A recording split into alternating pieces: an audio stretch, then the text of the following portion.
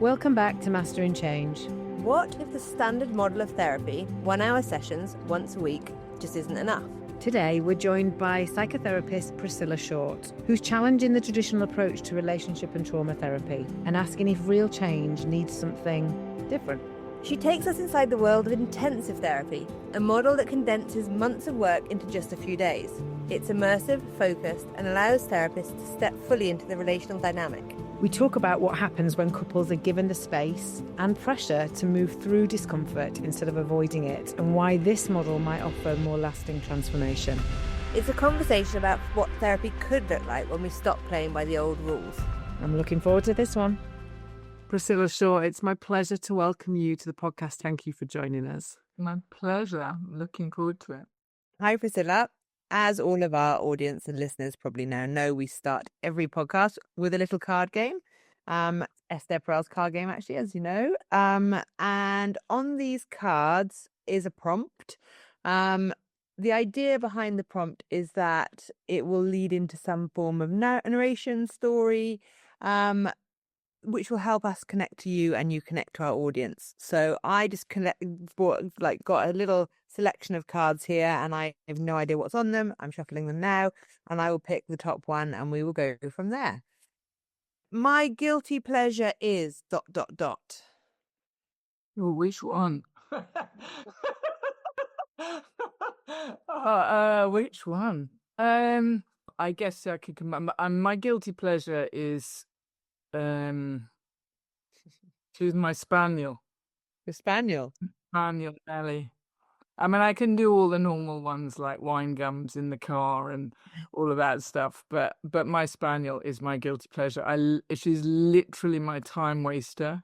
She's my meditation. She's my undiluted, unconditional love, and she is the absolute thorn in my side.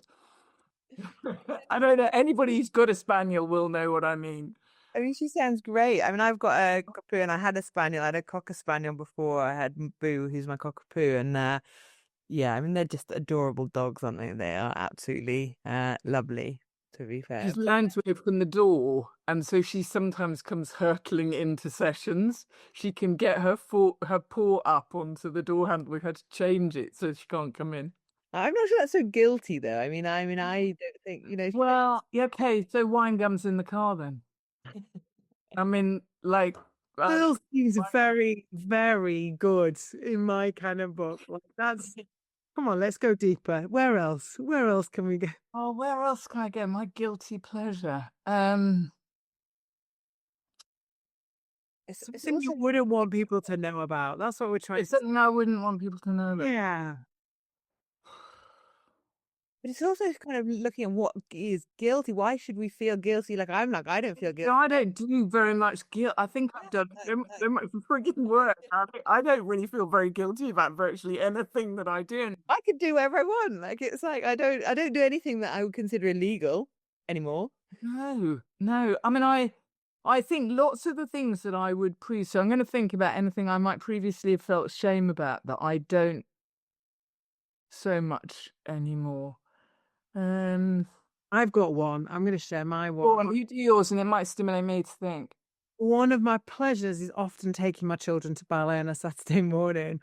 But one of my guilty pleasures is palming that responsibility off to my husband and all parents and sitting on the sofa, eating my breakfast, watching Saturday Kitchen. There you go. And it feels wrong on so many levels, but it feels really right to just kind of if I can make it in time to 10 o'clock so that I'm sat on the sofa with all my stalls set out and no interruptions to watch Saturday Kitchen. And that is I'm blushing even telling this story because it's one, so vanilla, and two, so benign. But it's just one of those things that if I can do that, it feels good.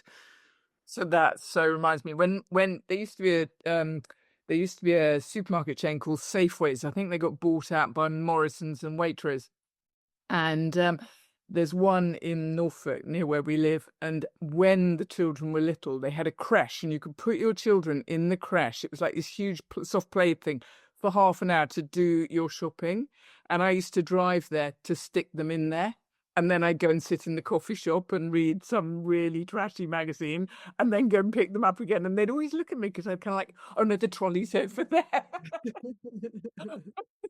Isn't it interesting? I mean, as mothers, like children can be such a source of kind of like guilty, not pleasure, but just guilt, like that we're not doing enough, we're not whatever, all this kind of thing that society says that we need to be and show up for. But I think actually, Emma, both of your stories there probably gave you that ability to kind of reset, resource yourself in order to be a better mother for them when they are, that your half an hour, your whatever, couple of hours whilst you're watching your whatever you watch on TV on a Saturday morning, Emma, is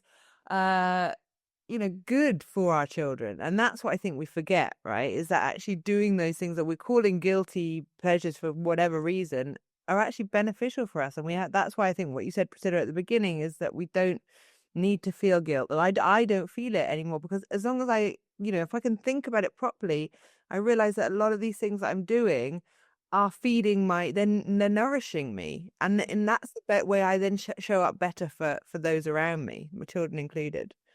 I definitely think that's right. I mean, I did used to feel guilty about that. I mean, like I wouldn't have said it. I literally go there just to kind of read my rubbish magazine. Whereas now I don't feel like, if I wanted to go and take half an hour out just because I need half an hour out, I wouldn't feel guilty at all about it. But it is interesting, isn't it, how that maternal guilt. Yeah, and as a working, somebody who works all through the week, have this very high expectation of myself to be not just present, but omnipresent with my children in and around that. So to actually not do that on the Saturday, that's the guilt bit for me. Is like you say, Minch, I'm filling my cup back up. I'm making sure I can go again. It's probably half an hour by the time I sit there, 45 minutes before some demand on me is pulling back. But it is, for me, it still definitely feels like a guilty pleasure. There's still, even though I can kind of really rationalize it and explain it, it's just that being torn. Anyway, we shall move on to the lion's share of the conversation, which is to welcome you and ask for your contribution in the context of trauma, mental health and well-being. So if you could start, Priscilla, with just introducing yourself and your work, and then keep going. So I'm Priscilla Short. I'm a psychologist, counselling psychologist. I'm a psychotherapist, but I'm kind of, I think of myself as a relationship therapist.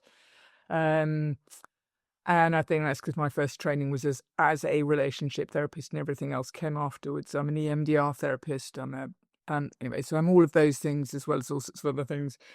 And I think what I'm going to talk about today is changing the way we think about working with trauma in a way that I haven't really heard people particularly talking about in a public forum. And that's how long we give people, and the way we structure sessions, and how we structure that. And I think it's a really important thing that I've kind of started to think about. So that's who I am and what I'm going to be talking about. So let's start there then. Provoke us, inspire us with this new lens on how we think about trauma. So you probably know, but I'm a relationship therapist. So obviously a lot of my work is couples. It's not all that I do. I work with so many people, but I always work through a relational lens. And my first training was as a couples therapist, and I spent a big part of about 7 or 8 years feeling pretty incompetent and thinking, God, it just can't be this hard. And one of the reasons I think I'm actually quite skilled or trained is because I literally read more books, did more courses, read more books. I thought, like, they're really hard working with couples. And I loved it, but I did find it incredibly difficult. And where I've got to now, having had 2 or 3 years of working what I call intensively, so I now work with high conflict and kind of complex couples. I work with them. I won't take them on to work hourly, weekly, because I've realized that it just doesn't work, because trauma is always underneath relational reactivity. It is always from an attachment wound or a kind of moral injury. It's always trauma-informed when we cannot override our reactivity. reactivity in my book is the thing that is the hardest thing to crack. People know what they should do in relationships. They just find it really difficult to deploy it. And what it's only really post-match analysis I've kind of done it. I just fell into running intensives. I was just lucky enough. I had a client who asked me to do one. I thought, well, I don't know, that sounds, can't be that hard. I'll do it. And through that, I've just found my way into a completely different way of working. And with a trauma lens on, I realized that the thing that happens in couple therapy is you stir up and disturb the relationship when you do therapy. And you have 1 hour a week with them, and they have 167 hours outside of that. And we're expecting them to be able to hold on to that disturbance and use it well. And relationships are living entities. And if you disturb them, they play out. I mean, I don't know if you've ever heard this. I have so many stories of people saying, well, we went to couple therapy, but he or she just wouldn't go back after the first session. Yeah. And so what is an intensive then, just to make sure that everyone's understanding the compare? I think an intensive, I don't really have a sort of specific definition, but I just think it's giving yourself a protracted length of time to really work through something. So my first intensive that I ever did was 2 days. But I would think of an intensive as 2 days. I typically think 3 days is what's needed for high conflict couples. To have time to identify the issue, really understand why it is doing what it's doing, what the patterns are, to unpack it, to do the trauma work, to contain that trauma work, to see what happens if you do the trauma work with one partner and then that activates something in the other, and then to kind of bring it all back to them and give them their relationship back. So I think 3 days is perfect. But I've done an intensive recently where I did 5 mornings. That was purely a trauma with one person on their trauma, their relational trauma. And I just worked with one person. I worked for 5 consecutive mornings. So she had the afternoon off. It's a day. I mean, it's just moving out of that model of the therapeutic hour. And do you do, after those intensive, whether it's 3 days, 2 days, 5 mornings, do you then do integration or any kind of follow-up sessions? Is that recommended, or is it kind of here's your intensive, there's a relationship, and off you go? No, it is, all I see the intensive being is basically taking almost like the first 6 to 9 months of therapy and condensing them down into one slot. But I think with really high conflict couples, I've just done one this weekend. What you've done is you've turned the ship around, and they're now really committed. They've got all of the insights and all of the kind of commitment to really do something different, but they need quite a lot of scaffolding with skills that they didn't ever get taught as children.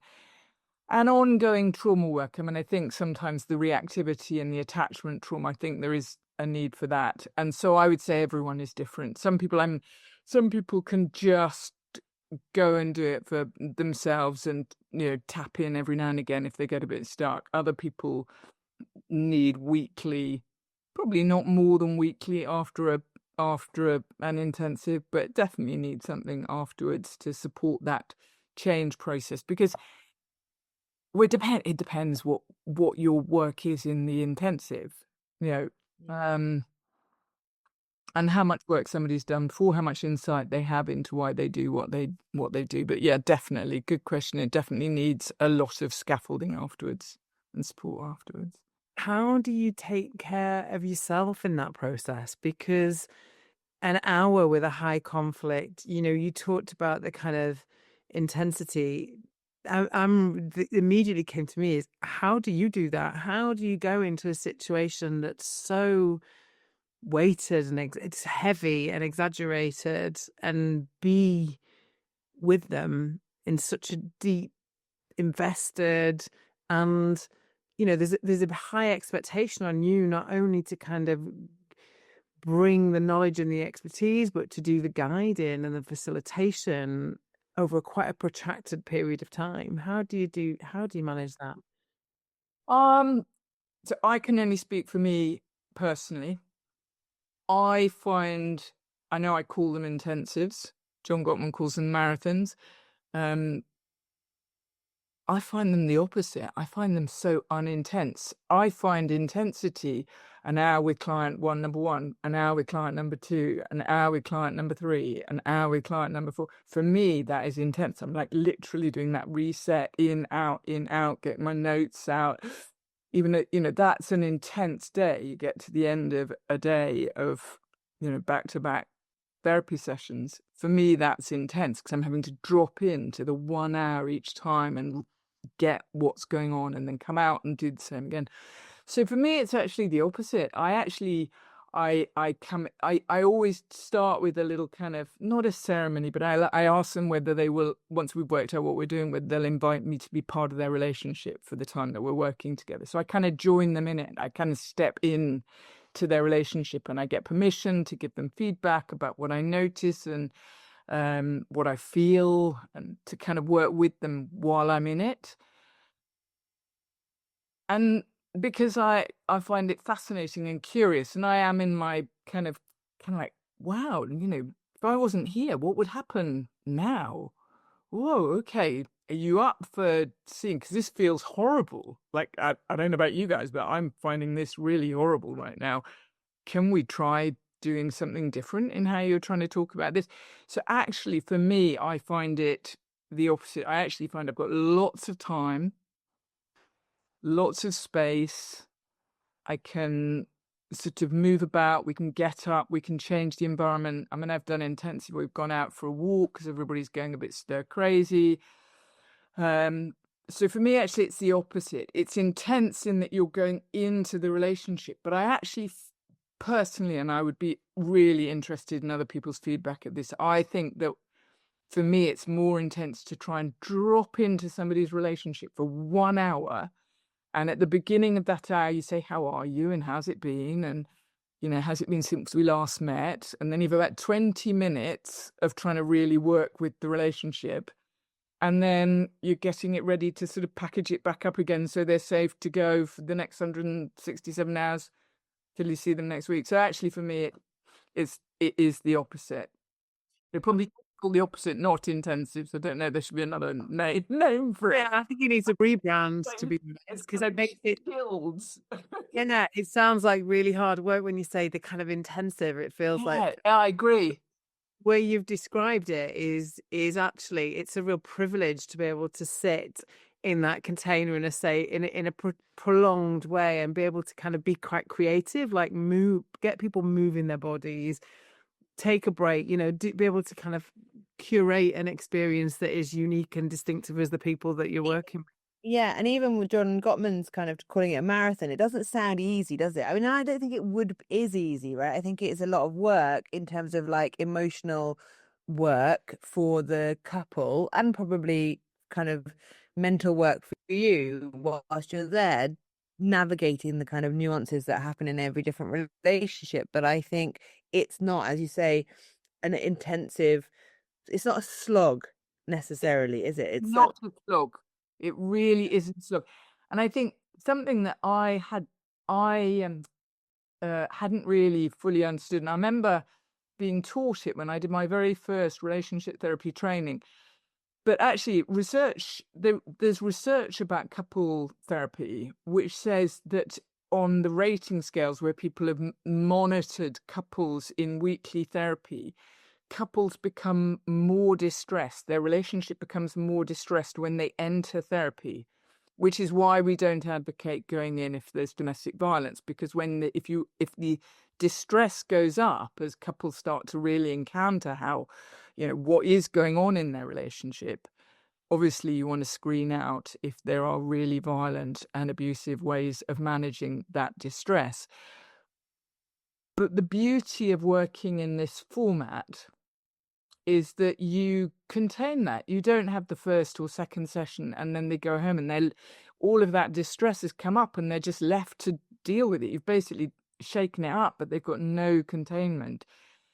You can take them to that place and you can really let them go into the discomfort that they need to feel in order to change, because that change only happens in discomfort.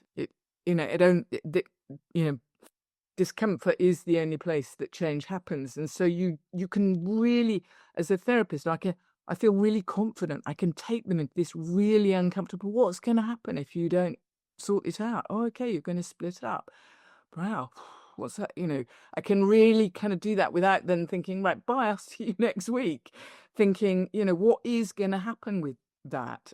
And you've got the containment and the momentum to just immediately then be able to work with it and see what happens next. And Makes you're a lot of sense. I had couples therapy, and it was so tumultuous, like, for just because we were fine. I mean, we were okay, not looking at the stuff under the surface. Once you start to dig into it, it just creates, you have to look at it then. And so then you're kind of without the therapist, without that safe mediator, because it's a safe space with your therapist for that hour, or you had 90 minutes every week. And then you had to go away, and talking about it without that person there, without that mediator, talking about those issues could be really dangerous. Not particularly dangerous, but like, damaging. It's really, yeah. I often think of there's a story, metaphor of the cardiologist. I don't know if you know this cardiologist who goes to his local mechanic, and the mechanic's asking him why he gets paid so much less than the cardiologist, because they basically do the same job of sort of opening up things and tinkering with them and then sort of putting them back down again. And I often think that's a bit like a relationship. You sort of open it up, tinker with it, and put it back. And the cardiologist says, yeah, it is pretty similar, except that my job is that I'm doing your job with the engine running.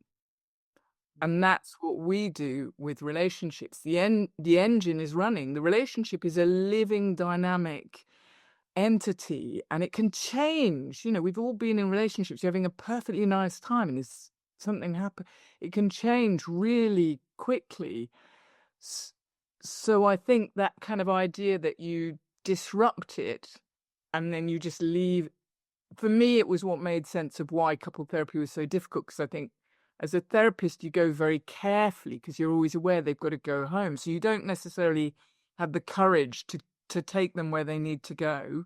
Is there a specific skill set then that you need to, as a couples therapist? Is there a way to learn how to do intensives well? Is it a different way of kind of dealing with the relationship, or is it literally just get that 6 months of therapy all in 3 days? So it's really, I've hardly spoken publicly about this talk, because I just sort of, doing intensives was probably my guilty pleasure. Because I thought, I think I'm doing something I shouldn't really be doing. I don't think you really meant to. Seriously, I went through a bit of guilt, thinking, not sure I should be doing this. I spoke at a conference, relationship therapy conference in April, about intensives. And I don't think it really matters what your background is. I do think you need to be quite confident in your craft. I think you probably need to, have a few years under your belt to feel like you can hold and contain that. I think you need a few people on the end of the phone, that if you get to the end of the first day and you really kind of just want to talk it through, I think having a colleague or a supervisor, I think that's helpful. But I really do think, I'm quite pluralist anyway. I think it can fit with any model. Whatever you would normally do in the arc of your 9 months of therapy, you're basically doing in your 3 days. I have my own way of working. I think you probably need to know what's your stuff and what is the couple's stuff, because anything that gets triggered in you can easily play out because you're joining their relationship. So, because that normally you'd have that week if you get something gets triggered in you in an hour of a 90-minute session, you have a week to kind of deal with that yourself. But actually in a 3-day intensive, you don't have that space. You don't have that processing time. So I think that kind of the supervisor on the end of a phone is a good thing. But I guess it's also to be, as you say, really aware of I'm not going to be able to sort of, this is my stuff. I'm not going to deal with it now. Or you have quick ways of being able to move through something that gets triggered in you, because obviously you can't leave a couple that you kind of opened up if for a 3-day intensive. You have to stay with them then for the rest of the. You do, but I think that if you are really a relationship therapist, then whatever gets triggered in you is also information. And if you are working in a slightly, I'm bit existential, bit everything, but if you are using that information, it's it's information. It's kind of like if you can have enough awareness and you're aware of the transference and the countertransference, and even if you're not psychodynamic, if you're just aware of what's coming up, actually you've entered their relationship. They've invited you in, so you're part of it. So you're actually, there are. Can I give you one example? Please. So the intensive that I did very recently, his wife, so they're a heterosexual couple. The wife started by telling me that he never listened. And by about 3:00 on the first day, honestly, I was so bleep, bleep, bleep fucked off, because he literally didn't listen to a word that I said. And I sort of had kind of clocked, because I was gathering so much, I kind of clocked that I was getting a little riled by it. But I hadn't clocked that what I was experiencing in that moment was exactly what she feels like to be with him. And I suddenly had that moment. It seems a bit weird that it took me till then to do, but when there's all the dynamics kicking off, but I suddenly looked at that and I went, oh. So I went, oh my goodness, can I just come back to what your wife, you said that you thought it was completely unreasonable that your wife thinks you don't listen. Can I ask you whether you think you've listened to me at all so far today? Because I don't feel like you have at all. And what was hysterical was he immediately then didn't listen. He went, yeah, but what you're not doing, and he stopped off and said, that's it, that's what you're doing right now.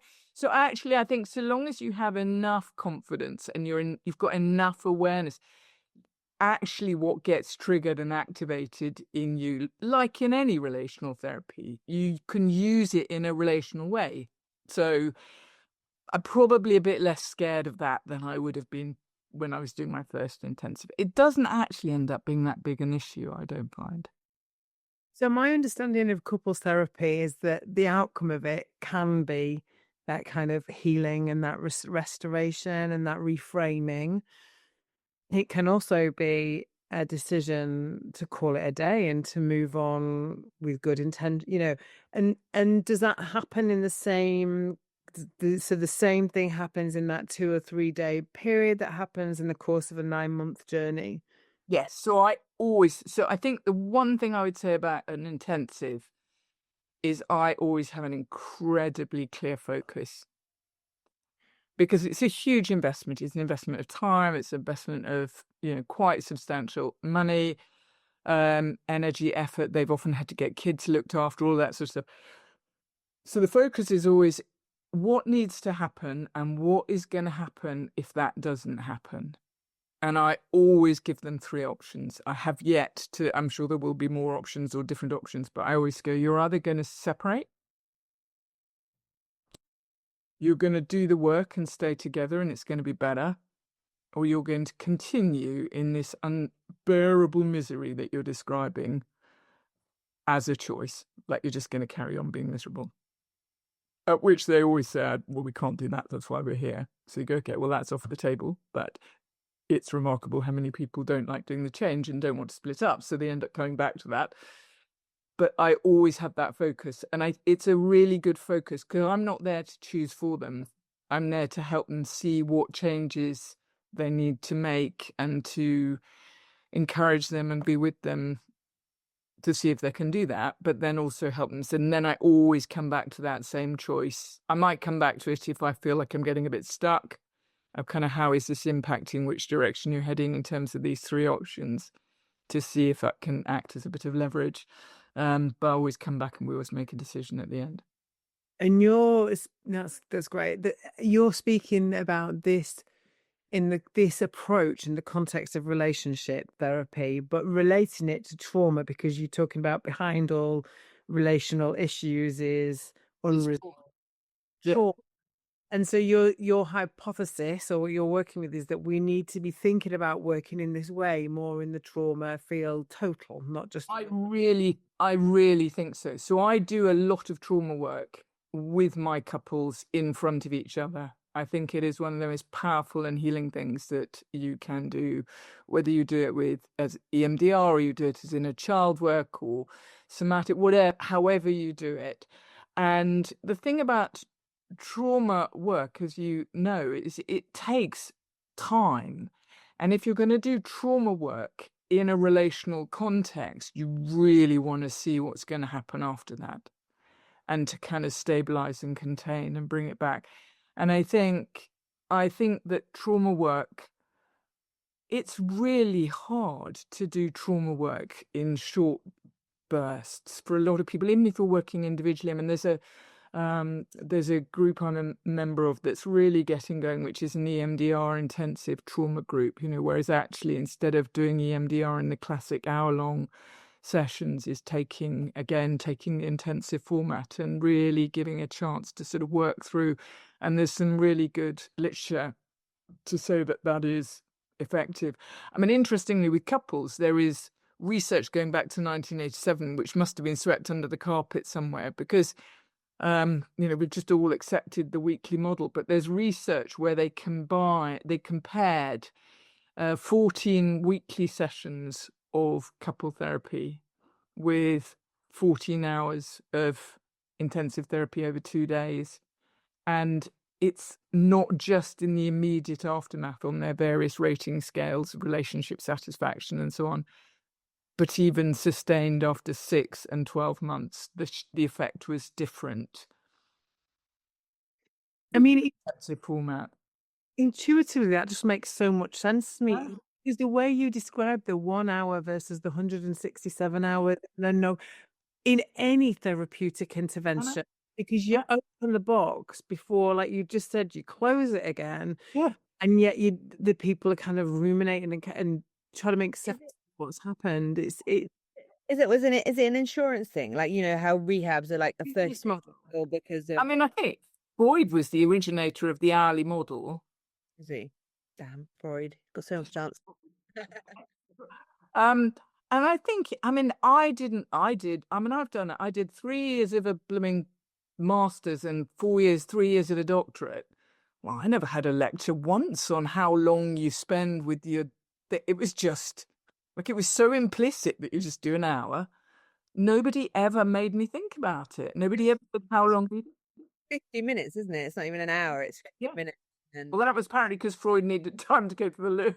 Oh, no, I think it was Jung that needed time to go to the loo. So he changed it to 55 minutes. There's so much in the way in our in fact, in so many systems, that is kind of assumed or just not even like there's no focus on it. But the way you're describing it, the opportunity it presents, and yes, it requires a large amount of commitment, but so does arranging the same infrastructure and investment in a weekend in like a retreat or there is a pattern, there is a frame of reference for people dedicating this time to healing, health, well-being. And so actually, and the promise of what it can hold afterwards in how it liberates individuals, couples, and the whole ecosystem that sits around them is really interesting. It's kind of challenged me to think about, so much of how I relate to the one-to-one work that we see, in the field,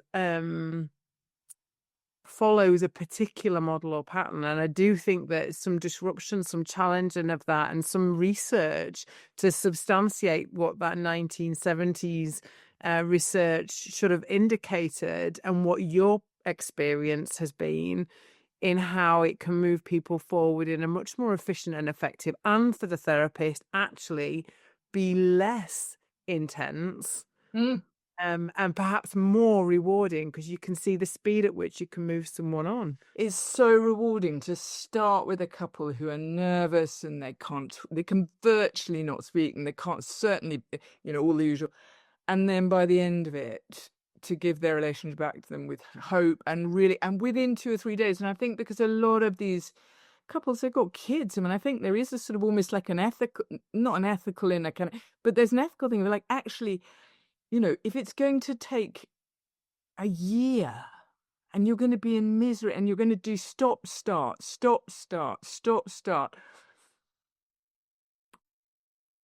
you'd be better to just stay in the misery and save up all that money and come back and do it all in one go. And but if you can do it up front, you are genuinely getting on with the rest of your life, whether that is separating or staying together. I've only had 2 intensives that ended up with the couple separating, and it was really right and good that that's what they did. Really right and good. And what percentage of that then? 2 hours. Well, give us like a rough percentage. I've actually lost track. I was keeping track of the number of intensives, but I would say between 5 and 10%, which is better than people who've gone to couple therapy. And that's true not only just immediately afterwards, but for a sustained period of time afterwards. Yeah, because I'm very good at kind of looking after couples. Either if I can't see them, if they want really good weekly therapy, and I think I can't take that on and keep building this side. So, I might refer them to somebody who's trained similarly to me. But I always stay in touch and see how they're doing, if they want me to. What brilliant provocation. I think you've really kind of shaken things up and made people question the traditional model, which is exactly what the purpose of these conversations is. So thank you. I'm going to take us to the question that we ask all of our guests, which is, if we zoom out to a kind of macro level and look at whether it's the geopolitical landscape, climate crisis, you name it, there's plenty of reasons, big picture, to kind of be fearful, anxious, doubtful about the future, come down to kind of societies and how that's shifted, and whichever geography or culture you look at, things are dynamic and moving and fast paced, AI, what that's doing to how we interact. Then come down to kind of communities and how that's shifted in the last 100 years, last 50, last 10 years, and how much harder it is to create, build, hold community. Then to our spheres of influence, the relationships we have with our colleagues, our friends, our families, our significant other, our children, ourselves. It's fractious. There's lots of dynamic forces, good and bad, that are kind of playing with all of those interrelational dynamics. And if there was a single lever for change that you could pull that would create the catalyst for a way of living that's more comfortable, with greater ease, something that would be the change that we need to see in the world, what would that be? We have got to harness our fight, flight, freeze response in relationships. We've got to stop being reactive, because however much we fire up and want to fight and flight, that is what disconnects us. And I was thinking the other day about being reactive. We're reacting something. We're just repeating the same thing, and it just gets worse and worse. So that word react, it doesn't actually mean this, but it's react over and over again. So the more reactive we are and we just keep doing the same thing, from our fight, flight, freeze response, fight is just stay at war, flight is keep leaving and separating. So we've got to understand that human survival, the planet will be fine, but humans are only going to survive if they can really learn that their survival is no longer based on fight, flight, freeze. It's based on learning to be relational. And I have a thing which I call restraint, accountability, relationality, and repair. We need to learn how to come back into relationality. I mean, it is really important. So I spoke to my brother last night. He's a vicar.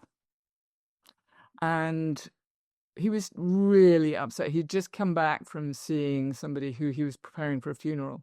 And he said, Priscilla, the last 2 years I've done as many funerals as I ever do. But in every single one, I'm briefed that there is a family fallout and a schism and a split that I need to be aware of and I need to manage. And he said, he said, in all my career, that was never there. I've never been, but the last 2 years, the dominant issue in somebody's funeral is the schisms and the splits and the fallouts. And that really is, like, I only had the conversation last night. It's really sitting in me. If we can't understand that just divorcing and leaving and separating, and I'm not tolerating that, and if we can't change that reactivity and learn how to live somehow in those spaces where, yeah, we feel strongly differently about something, but remembering the humanity in somebody else, I think we're in real trouble. So that would be my lever for change. Great. Thank you, Priscilla. It's been a pleasure having you today. It's been a really thought-provoking conversation for me, and I've thoroughly enjoyed you walking through your point of view and perspective with us. Thank you. So nice to see you. Thank you for asking me. It's such a privilege.